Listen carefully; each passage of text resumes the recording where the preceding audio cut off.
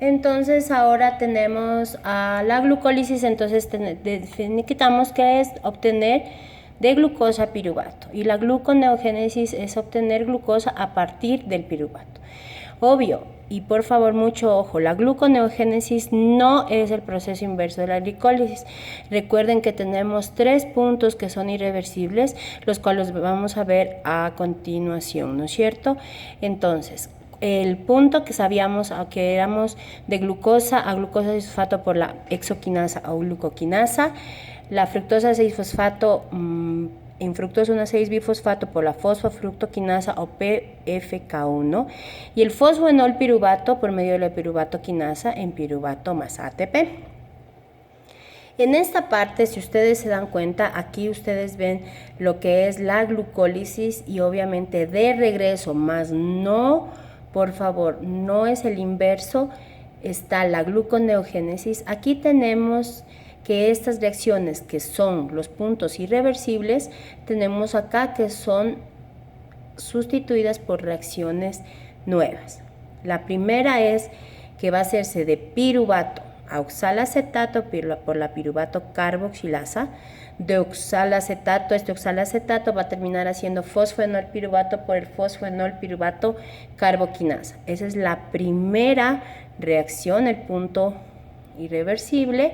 Segundo, formación de fructosa 6-fosfato, mediante cual la fructosa 1,6-bifosfato se transformará en fructosa 6-fosfato por la fructosa 1,6-bifosfatasa.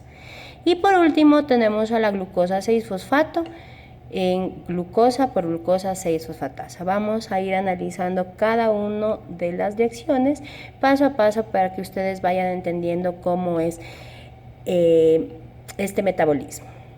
Entonces tenemos aquí en forma general, como les digo, la glucólisis que vemos acá, siempre recordando que tenemos siempre siempre obteniendo 2 productos de cada uno, y tenemos la gluconeogénesis, ¿no es cierto?, de regreso. Entonces vamos a ver ahora cómo se hace la conversión de piruvato en fosfoenol piruvato.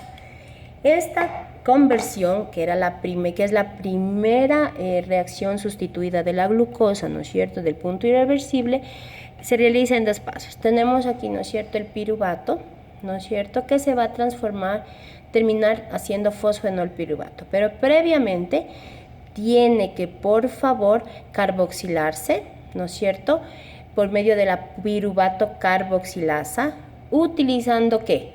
Utilizando ATP para poder darle al oxalacetato un fósforo y transformando en fosfoenol piruvato, ¿no es cierto? Esto que le vamos a dar un fósforo, ¿no es cierto?, y vamos a decarboxilarle, es la descarboxilación y fosforilación del oxalacetato, pero consumiendo ¿qué? Guanosin trifosfato. ¿Por medio de cuál? De la fosfoenol piruvato carboquinasa. Fosfoenol piruvato carboquinasa, la que nosotros tenemos acá, fosfoenol piruvato carboquinasa, abreviada como PEPCK, terminando en formándose fosfoenol piruvato. En esta parte de aquí tenemos esta misma reacción un poco más ampliada, ¿no es cierto? El piruvato se une junto con un bicarbonato por medio de la piruvato carboxilasa, el ATP, ¿no es cierto?, y la biotina, que vamos a ver más a continuación para qué se utiliza, se forma oxalacetato. Y este oxalacetato, por medio de la guanosin trifosfato más una carboquinasa, ¿no es cierto?, a fosfoenol piruvato carboquinasa, obtiene guanosin difosfato y fosfoenol piruvato. Listo, entonces vamos a adentrarnos un poco más en la primera reacción de carboxilación del piruvato, la misma que vemos aquí, piruvato bicarbonato en oxalacetato más ADP. Esto, punto principal, se realiza en la matriz mitocondrial, es catalizado por la enzima piruvato carboxilasa, por favor. Esto, por favor, tiene una estructura que tiene una región terminal y una región N terminal y una región C terminal, compuesta por algunos aminoácidos, ¿ok? Entonces, lo que tenemos que ver, por favor, de esta piruvato carboxilasa, no nos olvidemos, por favor, estamos hablando de que ella tiene dos regiones, que obviamente, si es carboxilasa, es proteína, ¿no es cierto? Todas las enzimas son proteínas, entonces están formadas por aminoácidos. En la región N-terminal están los aminoácidos y ahí es donde vamos a captar este ATP, ojo, y en la región C-terminal tenemos el dominio de unión de la biotina. Aquí está la biotina, como ustedes ven. ¿Para qué sirve la biotina? Pues es transportador de CO2 activado y siempre está unida a la enzima por una cadena larga y visible y flexible. ¿Ok? Vamos a ver el mecanismo de esta piruvato carboxilasa. Vamos a hablar cómo es esta biotina, cómo funciona. Entonces, la piruvato carboxilasa es una enzima muy importante y tiene tres mecanismos, tres etapas. Primero, activamos el CO2, ¿no es cierto? Luego, este CO2 activado se une con la biotina. No nos olvidemos que la biotina es un transportador de este CO2.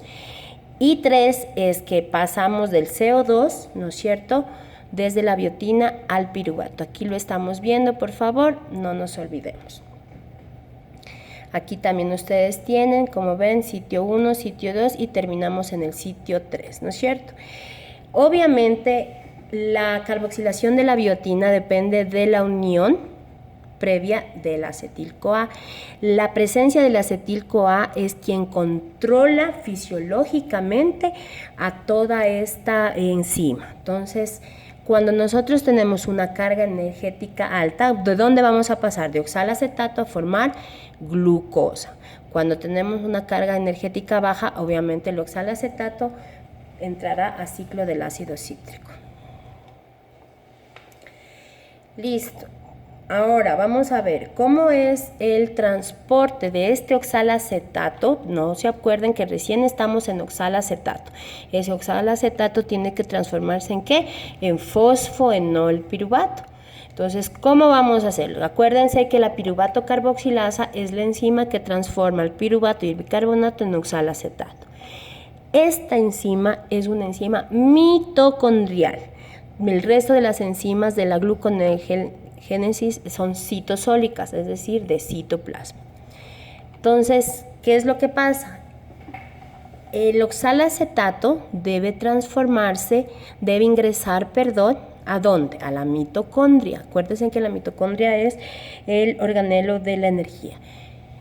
Entonces, esto debe transportarse hacia adentro de la mitocondria, porque esto pasó fuera de la mitocondria. Entonces tenemos que ese oxalacetato es reducido a malato por una malato deshidrogenasa. Si estamos hablando de deshidrogenasa, estamos hablando de NAD, pero en este caso entrará NADH. Cuando ya está dentro del citosol, este malato debe ser reoxidado porque tenemos que sacar, ¿no es cierto? Tiene que salir el oxalacetato y entonces por medio de una malato deshidrogenasa, ¿no es cierto? Aquí, malato deshidrogenasa, se hace oxalacetato. No olvidemos que el malato va a ser transportado ¿a dónde? Hasta acá por medio de un sistema que se llama lanzadera malato aspartato. Una vez afuera, el oxalacetato es después carboxilado y fosforilado. Acuérdense que tiene que formarse en fosfoenol piruvato y obviamente pues utiliza el guanosin trifosfato. Si estamos utilizando fosfatos, vamos a fosforilar y la enzima será la fosfoenol piruvato carboquinasa. Listo. Siguiente punto. Siguiente reacción importante, la conversión de fructosa 1,6-bifosfato en fructosa 6-fosfato. Cuando está formado ya el fosfoenol piruvato, ¿no es cierto?, es metabolizado normalmente por las enzimas de la glucólisis, pero obviamente en sentido inverso, no es la glucólisis al revés, son reacciones en equilibrio. Pero tenemos una parte donde habíamos quedado, ¿se acuerdan que la fosfofructoquinasa, no es cierto? Entonces es vamos a hidrolizar a la fructosa 1,6-fosfato en fructosa 6-fosfato, es decir, le vamos a quitar un fosfato. ¿Cómo se llamará la enzima? Pues fructosa 1,6-bifosfato, bifosfatasa, ¿cierto? ¿Qué es una enzima alostérica? Significa que son enzimas que cambian su conformación al unirse a un efector, y obviamente esto hace que haya un cambio aparente en la afinidad de la unión con otro ligando, en un diferente sitio de la molécula.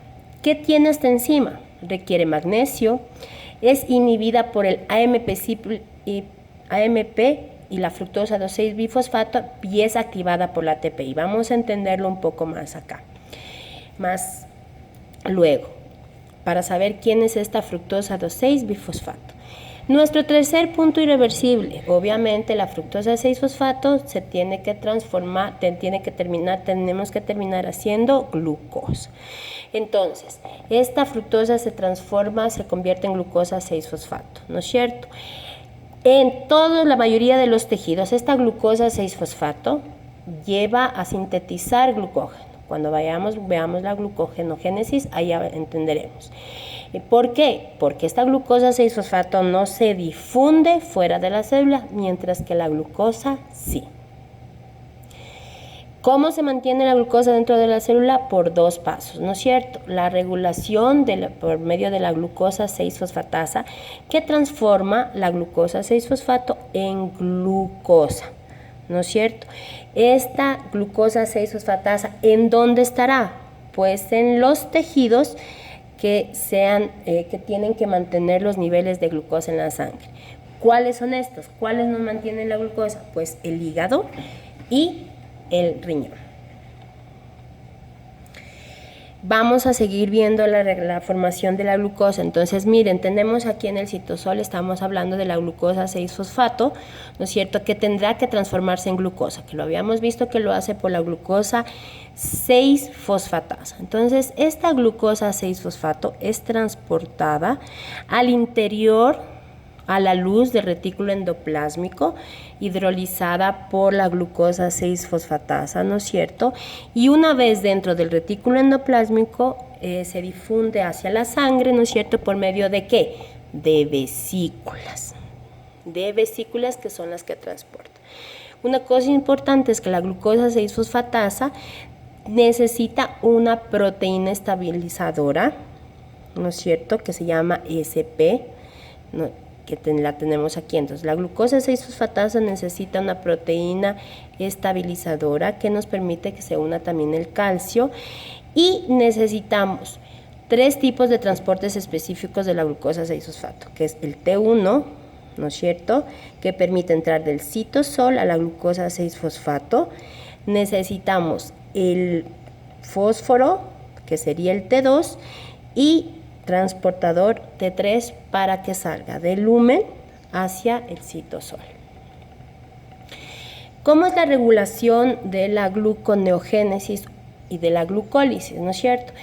Obviamente están en equilibrio, porque cuando una está activada, la otra está en la velocidad elevada. No pueden estar las dos al mismo tiempo. Cuando pasa esto, ya estamos hablando de una patología.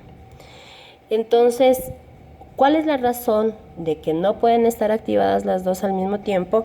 Pues porque son altamente exorgónicas. ¿Qué es ser exorgónicas? Que liberan mucha energía, ¿no es cierto? Y entonces liberan mucho ATP y mucho guanosina trifosfato, y eso no podría pasar, porque entonces estaríamos en un descontrol de energía, ¿no? Entonces, obviamente, la glucólisis está controlada siempre por la concentración de glucosa, y la gluconeogénesis por la concentración de lactato y los otros precursores que ya habíamos hablado. Ahora, estábamos hablando y les dije que íbamos a topar el tema de la glucosa, de la fructosa 2,6-bifosfato. ¿Cuál? Esta, ¿no es cierto? La que inhibe la fructosa 1,6-bifosfatasa. Vamos a estudiarlo un poco mejor, a saber qué es. La fructosa 2,6-bifosfato, ojo, es un activador alostérico de la fosfofructoquinasa, es decir, de la glucólisis, y es un inhibidor de la fructosa 1,6-bifosfatasa, es decir, de la gluconeogénesis. Por tal razón, cuando estamos elevados la fructosa 2,6-bifosfato, ¿qué habrá? Pues glucólisis. Cuando tenemos una concentración baja de fructosa 2,6-bifosfato, ¿qué se estimulará? Pues la gluconeogénesis, es decir, hacer glucosa a partir de precursores que no sean carbohidratos. Esta concentración de fructosa 2,6-bifosfato en nuestra célula depende del balance entre su síntesis, que obviamente está sintetizada por la fosfofructoquinasa 2, PFK2, y la degradación de la misma, que está catalizada por la fructosa bifosfatasa 2. Entonces, tenemos que una elevación de la fructosa 2,6-bifosfato estimula la glucólisis, inhibe la gluconeogénesis. ¿Y quién está activada? Pues la fosfofructoquinasa 2, porque estamos haciendo fructosa 2,6-bifosfato, e inactiva la fructosa bifosfatasa 2. ¿Ok? Aquí tenemos de fructosa 6-fosfato por medio de la PFK2 hace fructosa 2,6-bifosfato, y de fructosa 2,6-bifosfato por medio de la fructosa bifosfatasa 2 hace fructosa 6-fosfato. Cuando nosotros tenemos fructosa 2,6-bifosfato baja, pues obviamente tenemos la inhibición de glucólisis y la estimulación de la gluconeogénesis. Y nosotros tenemos aquí que la una está inactiva y la otra activa. Como yo siempre les digo, uno tiene que leer las letras chiquitas siempre de un contrato, pues aquí tenemos a la fructosa 2,6-bifosfato, ¿no es cierto?, que es inductor de la glucólisis, ¿no es cierto?, porque activa a la fosfofructoquinasa 2, esto a nivel del hígado, ¿no es cierto? Cuando tiene la fosfofructoquinasa 1 está inactiva, ¿no es cierto?, puede ser que interactúa con la fructosa 2,6-bifosfato y adquiere una conformación activa que es lo que permite que se realice la glucólisis. ¿Cuál es la regulación de la gluconeogénesis y la glucólisis? Facilísimo, facilísimo. ¿Quién va a estimular o aumentar la glucólisis y la gluconeogénesis? Pues primero, cuando nosotros, ¿qué es lo normal que hacemos? Pues ingerimos alimentos. Cuando ingerimos alimentos, ¿quién va a actuar primero? La insulina, ¿no es cierto? Porque es nuestro primer carrito para transportar glucosa. Y esta, obviamente, la insulina activa ¿a quién? A la fosfofructoquinasa de la glucólisis, a la piruvatoquinasa de la glucólisis y a la fosfofructoquinasa 2. ¿Para hacer a quién? A nuestra fructosa 2,6-bifosfato. Ahora, cuando nosotros tenemos glucagón, es decir, que se secreta durante el ayuno, obviamente ya no tenemos que hacer glucólisis porque ya no tenemos de dónde. ¿Qué tenemos que hacer? Pues tenemos que hacer gluconeogénesis. Entonces, obviamente inhibe a las mismas enzimas que estimuló la insulina y estimula ¿a quién? A las que van a hacer para que haga la gluconeogénesis, es decir, a la fosfenolpiruvatoquinasa y a la fructosa 1,6-bifosfatasa. Vamos a hablar un poco del ciclo de Cori porque estamos hablando de todo lo que es glucosa, pero ¿qué pasa con ese lactato que nosotros producimos en el músculo esquelético? Acuérdense que no puede quedarse ahí mismo, ¿no es cierto? Tiene que volver a hacerse glucosa y eso es lo que se llama el ciclo de Cori. Este ciclo de Cori es, entonces, el lactato obviamente se va a ir a las células del hígado, donde va a ser del hígado, ¿no es cierto? Este lactato va a ser oxidado a piruvato para convertirse en glucosa, ¿no es cierto? En el hígado. ¿Por medio de qué? De la gluconeogénesis en hígado. Una vez convertida en glucosa, pues es liberada a la sangre y esta pasa ¿a dónde? A los músculos. Eso se llama el ciclo de Cori, ¿no es cierto? Este lactato también puede pasar a las células del músculo cardíaco, donde también va a ser oxidado a piruvato, pero tiene que pasar primero por ácido cítrico. Entonces, ¿qué es el ciclo de Cori? El ciclo de Cori es la circulación cíclica de la glucosa y el lactato entre el músculo y el hígado, ¿no es cierto? Las células musculares se alimentan principalmente de la glucosa. ¿De qué? De sus reservas glucogénicas. Obviamente, ¿a través de quién? De la glucosa que viene del hígado por medio de la sangre. Aquí tenemos un ciclo de Cori completamente. Tenemos músculo, tenemos hígado. El hígado hace gluconeogénesis. El músculo hace glucólisis, ¿no es cierto? Donde la glucosa va a terminar a piruvato y en lactato. Este lactato pasará por sangre. ¿Hacia dónde? Hacia el hígado, donde va a ser oxidado a piruvato y de ahí se transformará en glucosa. Esta glucosa nuevamente pasará al músculo, donde será piruvato y lactato. Eso lo tenemos claro, ¿verdad? Ahora, tenemos otro ciclo que se llama el ciclo de la glucosa alanina, donde tenemos en el músculo tenemos la transaminación del piruvato, ¿no es cierto? En el músculo tenemos la transaminación del piruvato, donde entra un aminoácido y sale un cetoácido para formar alanina. Eso se hace en hígado, ¿no es cierto? Entonces va a ser alanina y obviamente esta alanina será liberada hacia el hígado, donde por medio de se formará piruvato y se hará glucosa, ¿no es cierto? ¿Qué es lo que hace? Este proceso ayuda a mantener el balance de los nitrógenos que se transforman que van hacia el hígado. Obviamente este nitrógeno, ¿no es cierto?, se liberará como urea. Por eso también es bien importante que la urea nos valora un poco del riñón y del hígado. Terminamos lo que es gluconeogénesis. Ok, vamos a quedarnos ahí para el día de mañana.